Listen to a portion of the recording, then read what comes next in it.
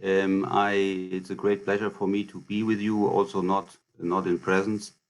I imagine that there will not be many people in the room at 9 o'clock in the morning, Saturday morning, but you can tell me. I don't see it. Perhaps we have more people online.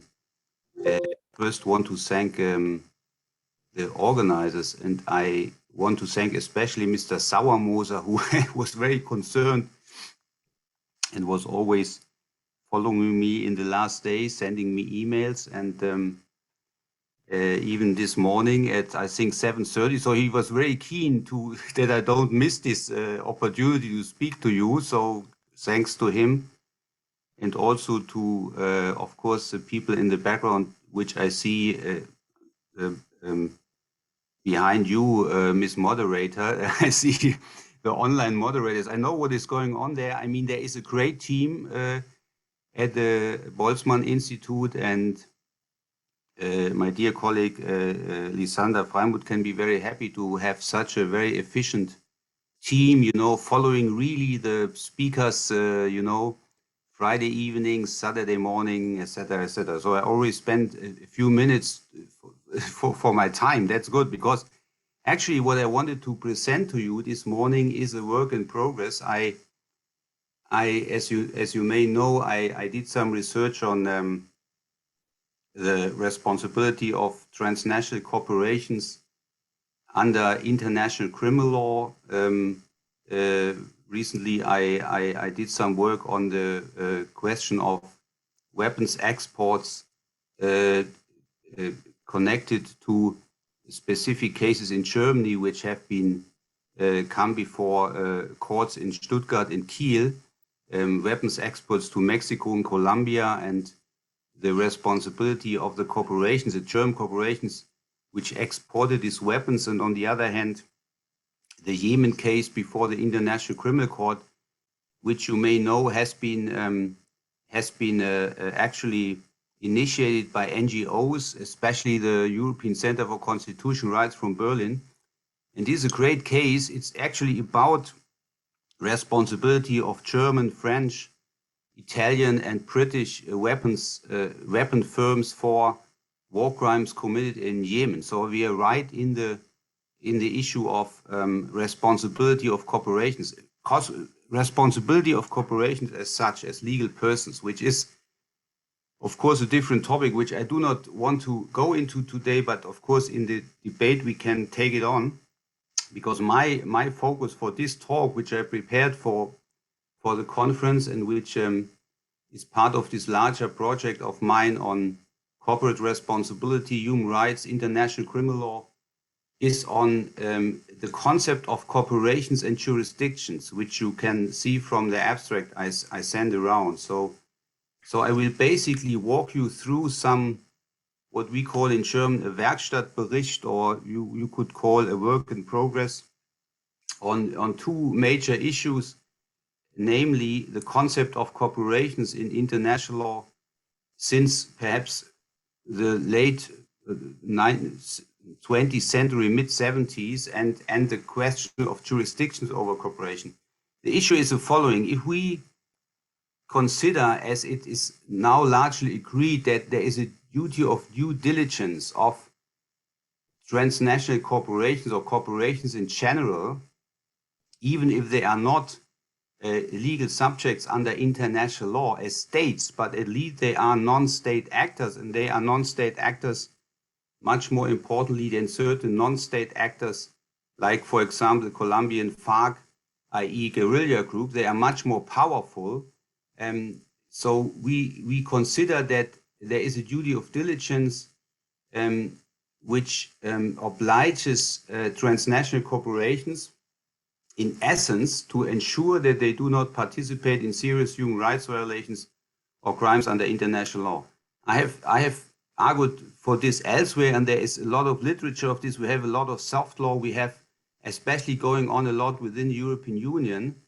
And as a corollary of this obligation, we have the supply chain responsibility. You may have heard this. I mean, in Austria, it's also very important. In Germany, we just have a law that was one of the last laws of the former government, the so-called Lieferketten-Sorgfaltspflichtgesetz, a very big German word, supply chain responsibility law, something like that.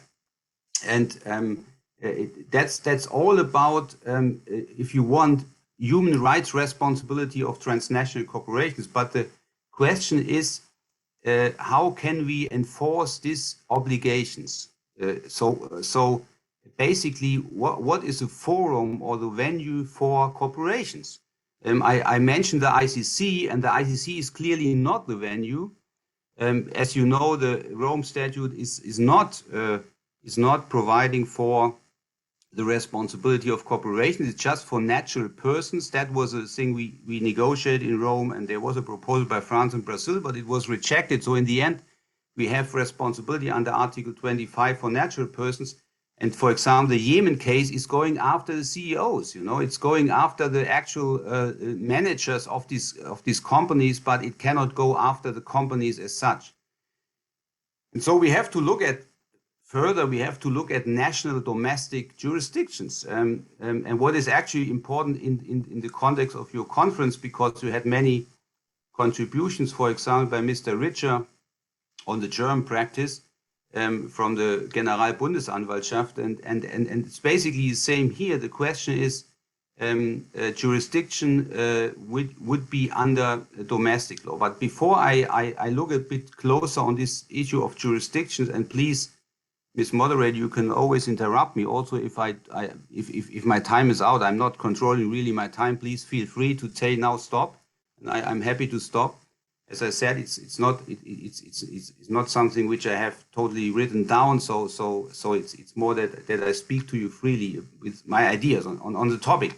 So the first thing would be what do we understand by a corporation? And it's quite interesting if you go through the literature and through documents, that there are different concepts. We have different terms. We have the word corporation, we have the term enterprise, we use transnational, we use multinational. I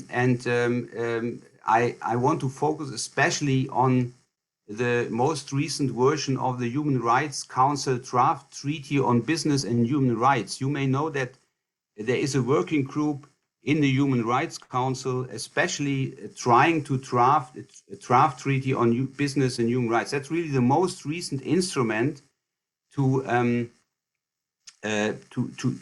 create and to formulate in an international treaty human rights obligations for companies and enterprises. And this treaty defines transnational business activity as one, I quote, either undertaken in more than one jurisdiction or state, or undertaken in just one state, but a significant part of its preparation, planning, direction, control, design, processing, manufacturing, storage, or distribution takes place through any business relationship in another state or jurisdiction, or has significant effect in another state.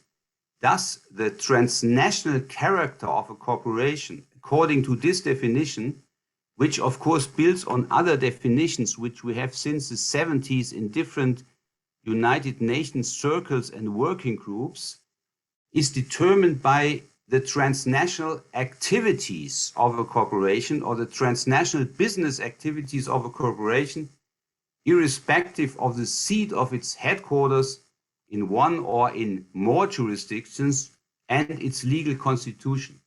And that's quite interesting because it reminds us of transnational criminal law. As you know, we distinguish between international criminal law stricto sensu and transnational criminal law. Transnational criminal law refers to treaty-based crimes, i.e. beyond the core crimes like drug trafficking, terrorism, and so on. And in transnational criminal law, also within the European Union, if you look at the Treaty of the Function of the European Union, the competence of the new prosecution service for transnational crimes, the key feature is the transnational cross-border nature of the conduct, of the respective conduct. So especially clear in European law that the defining moment to trigger competence of the European Union is that it's transnational conduct. Of course, it should, of course, go beyond Austria and include Germany and maybe France to have for the union to be a legitimate actor and making legislation. So the key feature is transnational, and that is very similar to the concept of the cooperation we see in the recent draft treaty, namely the focus on the transnational or cross-border reach of the business activities, or why not say criminal activities of a corporation. You know, I mean, there's another issue here which I may pass. No, I may discuss later, namely what kind of business activity we have. I implicitly say, of course, business are not per se a joint criminal enterprise. They are just joint enterprises, but they may be criminal and they may be involved in criminal conduct. So the transnational nature, and then we have an interesting distinction between the more legalistic definition or attempts to define in the United Nations circles, where the group of experts, we have the ECOSOC resolution of 1972. This all has a certain legalistic overtone, while economists, and that's interesting, rather look at the control and management of income generating assets in more than one country. Of course, economists have a much more practical perspective on this. So where are you making your profits? That's a question. I mean, if you have a big corporation which is, let's say, sitting in Wolfsburg, which is close to it, we know that's Volkswagen, for example, it may not sell most cars in Germany. In fact, it doesn't. Most cars are sold in China. And so from an economic perspective, the focus would be on the China business of this corporation. In any case, it is, of course, a multinational corporation. It's a transnational corporation, and it's not really important if it's where it is legally incorporated. You know, is it in one state or is it in various states? You know, we had this discussion in all documents, also in an interesting paper of the International Law Association, a working group of non-state actors, more recent papers where also corporations have been dealt with. Interestingly, you know, I mean, it was a working group of non-state actors. What I mean, we think of non-state actors, of course, we think of guerrilla movements, insurgent movements, terrorist groups like Islamic State, but not of corporations. But it was also touched, and this kind of legalistic idea that we need ownership, or, for example, in various countries to have a multinational corporation. You know, a very formalistic idea. I mean, that would mean that you are only multinational if you are not have just your seat in Vienna, but also in Munich. You know, and by BMW under this definition would not be multinational, since they have their seat and their legal seat, their domicile in Munich, in Bavaria. But that's certainly too formal, and so we should just look at the transnational activities, and the word transnational also conveys this very well. I mean, the fact is that in a globalized economy, corporations, transnational corporations, also work and produce across borders and sell their products. So that brings me to the second part of this speech, or this consideration, and that is a question of jurisdiction. Now, as we know, jurisdictions refers to regulatory power with regard to persons and property in three areas, namely legislation, adjudication, and enforcement. The famous definition of the three forms of jurisdiction: adjudicative, or first prescriptive, legislative, adjudicative, and enforcement jurisdiction, from the restatement of American law. The traditional 19th century view has been that it is in the sovereign domain of each state to determine the reach of its criminal jurisdiction. That was clearly a colonial perspective. Imagine, in the 19th century, there were not 180 states. As you know, there were European states who divided the world between them and colonized large parts of the world. And so the consideration was very much this kind of colonial consideration, that I decide as a ruler of the world, Belgium, Germany, France, England, Portugal, Spain, we decide on expansion of our jurisdiction, and irrespective of any sovereignty concerns, because there were no states. I mean, you didn't consider the colonies as anything with rights, of sovereign rights. That's another important topic. Maybe going back to Joel Powderly's point of you visit this museum in Vienna and you wonder, where does all these nice artworks, where do they actually come from? And this is not a thing you should send back to the countries. I mean, we have this discussion, as you know, in Germany, in France, Humboldt Forum and stuff like that. So it's a big deal. But this has been overcome actually with a famous decision by the Permanent Court of International Justice, the Lotus case of 1927. And after Lotus, we say, I mean, decision is a bit ambiguous, but I for reasons of time, I don't go into details here. But in essence, it follows from Lotus that a state's jurisdiction is defined and limited by international law, especially by the principle of non-interference. As a consequence, the expansion of territorial jurisdiction is limited by opposing counterclaims of other states, especially the territorial state. The presumption of criminal jurisdiction with regard to extraterritorial matters may amount to interference in the internal affairs of the territorial state, since it challenges its exclusive jurisdiction and compels it to tolerate a foreign exercise of jurisdiction. In turn, the foreign state thereby executes its own penal power on foreign territory. So we know this from many, many cases. And by the way, that's one of the trickiest and maybe most controversial issues of universal jurisdiction.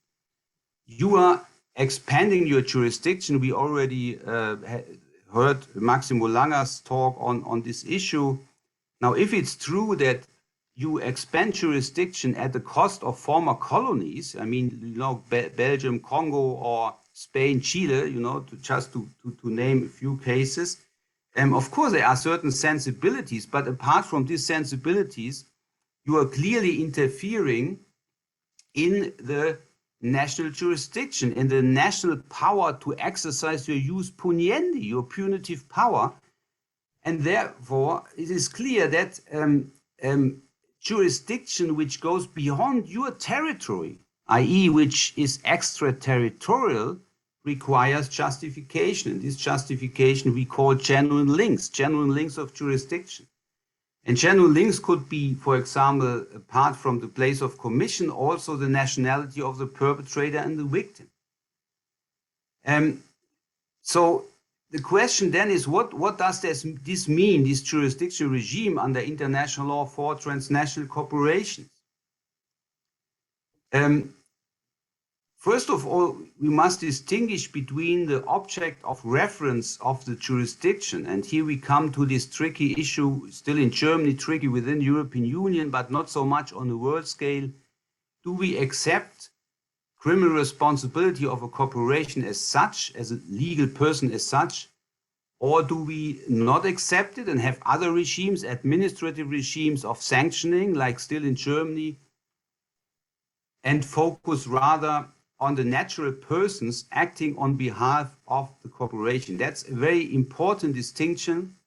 In practical terms, we can go through it. For example, if you compare the Dieselgate prosecutions in the United States and in Germany. Actually, in Germany, it takes place in Braunschweig, very close to Göttingen. It's in the hand of the Prosecutor General of Braunschweig, because this is a jurisdiction for Wolfsburg, where we have the seat of Volkswagen.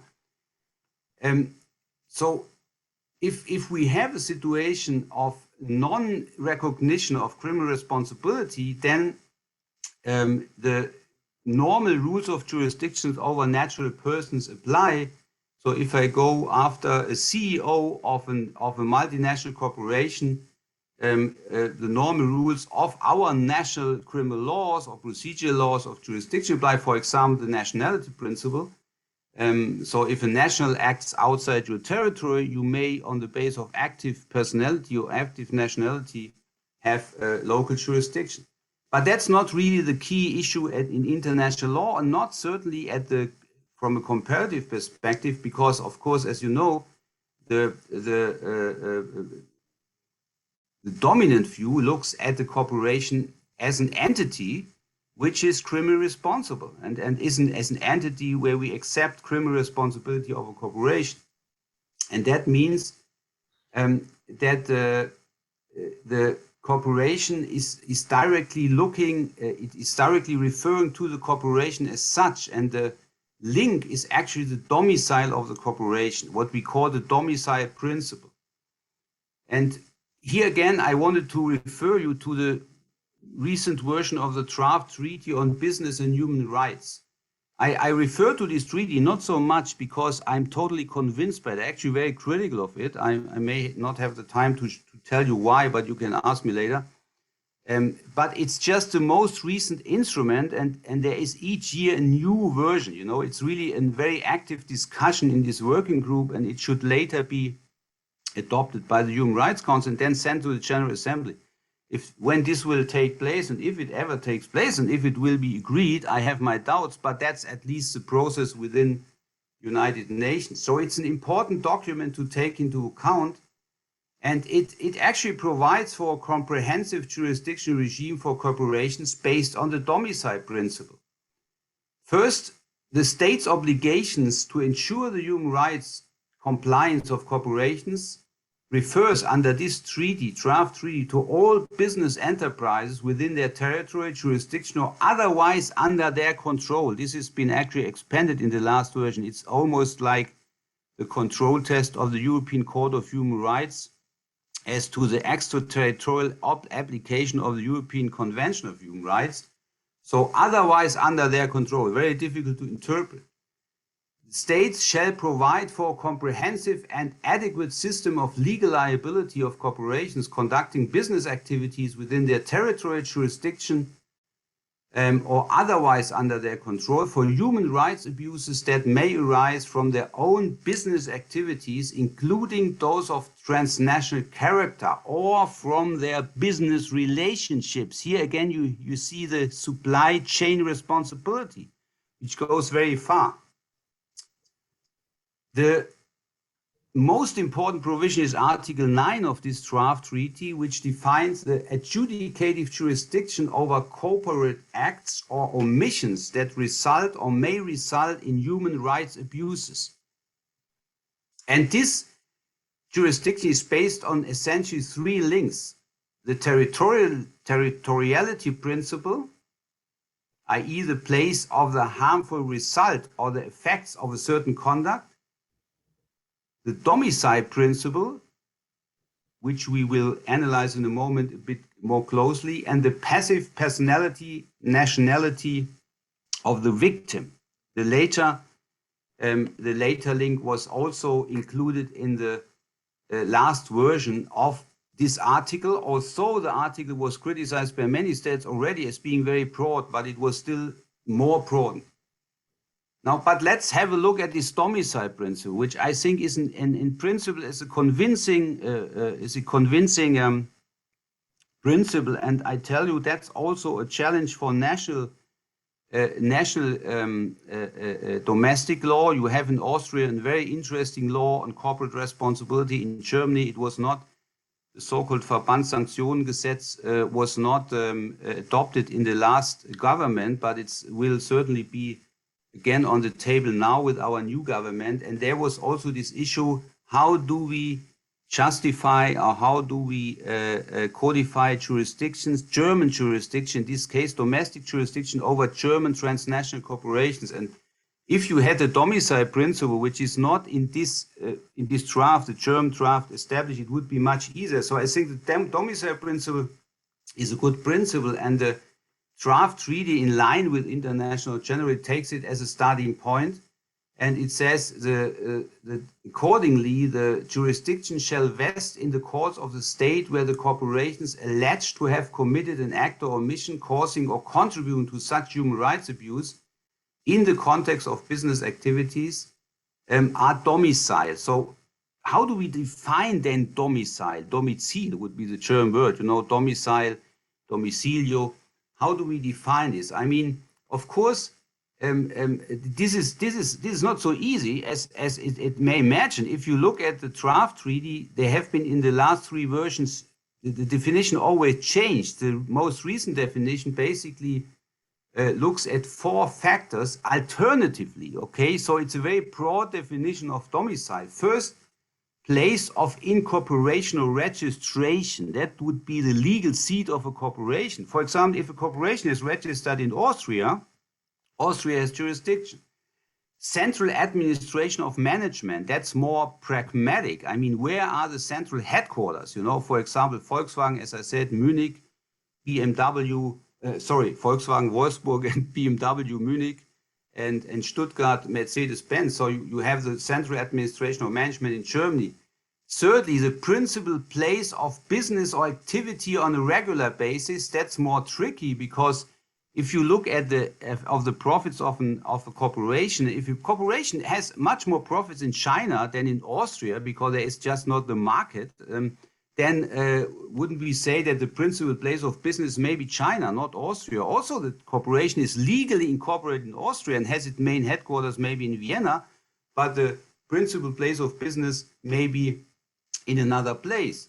And fourth, and that makes it even broader, where the principal assets or operations are located. Imagine, in a globalized economy, if we have small states, Germany is even Germany is a small state on the world scale, but Austria is much smaller, or take Switzerland, but there are very important corporations in these states, and but they may have their principal assets or operations not in this state. They may be in another state. So we would even have a concurrent jurisdiction. So we may have a situation where you have a domestic jurisdiction by Germany or Austria, but you may have Chinese jurisdictions on the basis of the place of operations. And then the question is, how do we actually deal with concurrent jurisdiction? And the draft treaty is totally silent on this. So the draft treaty does not speak to concurrent jurisdiction. It does not speak either to double jeopardy, which is another issue, nebis in idem,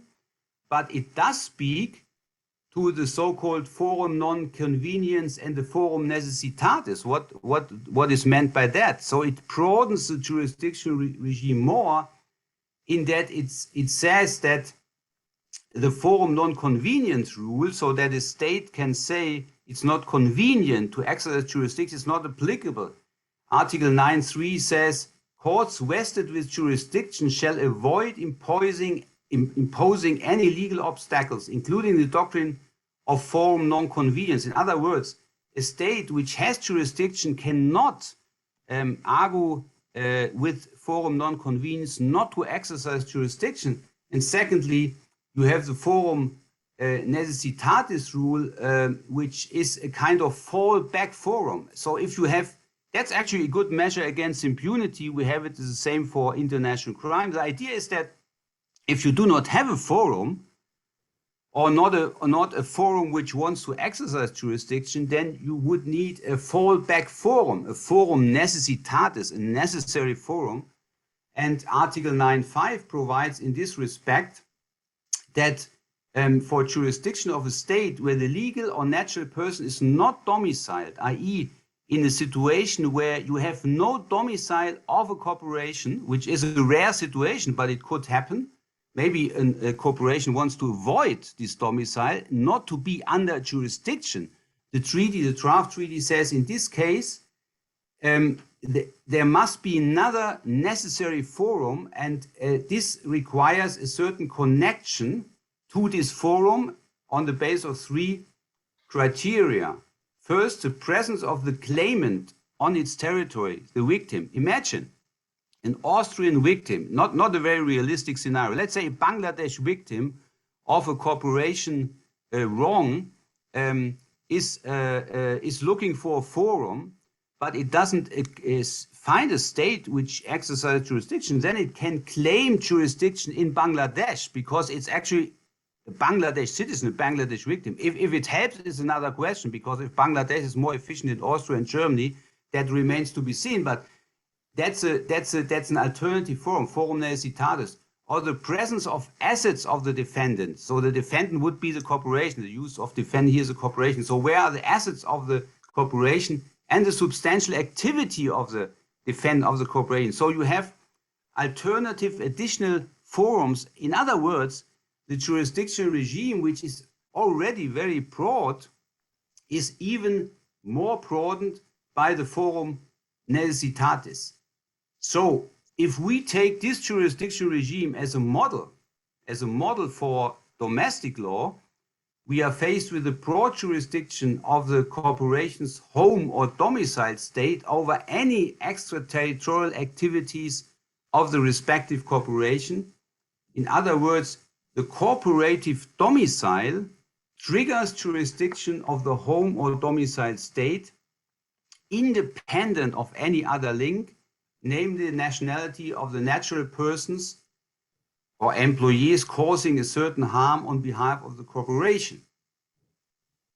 Of course, you can imagine that this very broad regime, if you look at the reports of the working group, has sparked a lot of controversy, and it will not surprise you that my country is against this regime, Germany. I'm not sure about the Austrian position, but the German position is very critical. I'm not sure what will happen with the new government. You know, we have maybe have more a left-leaning government now, and maybe that may change. But as things stand now, it is against. So I think I can stop here. I have some more things to say, but I just would like to hear some questions. Thank you very much.